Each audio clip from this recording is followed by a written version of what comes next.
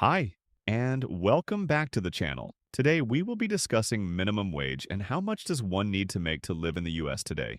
Imagine working 40 hours a week and still struggling to pay rent. Sounds impossible? Not if you're earning the federal minimum wage, which is still $7.25 an hour, unchanged since 2009. That's 16 years without a raise while prices for everything from food to rent keep climbing. Today, we're going to break down what it really takes to live in the US and what a real livable wage would look like. Let's start with the numbers.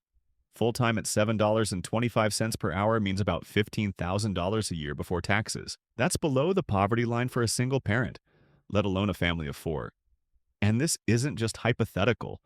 Millions of Americans are in this situation every single day. Even in states with higher minimum wages like Florida at $12 an hour or New York at $16, people are still struggling to cover basic expenses. The gap between what people earn and what they need to survive is huge. Here's what it really costs to live in today's America.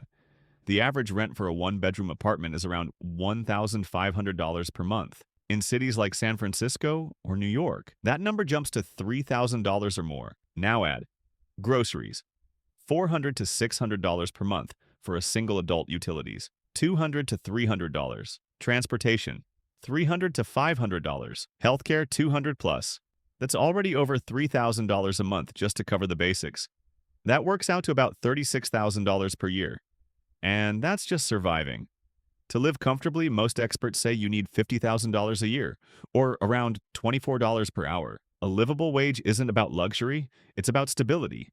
It's being able to pay your bills, save a little, and handle emergencies without going into debt.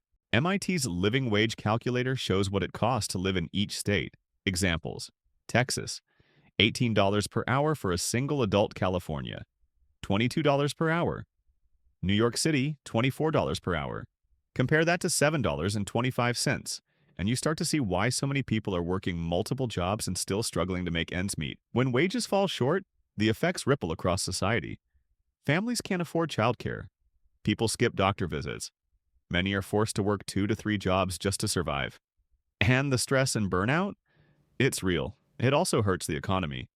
People who can't spend beyond the basics aren't fueling local businesses, which slows growth. Underpaid workers aren't just a personal issue, they're a national issue.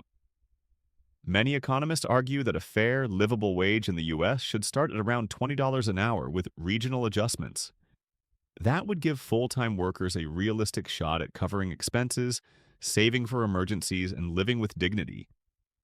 Because work isn't just about earning money, it's about creating stability, independence, and the chance for a better future. So here's my question. What do you think a livable wage should be in the US?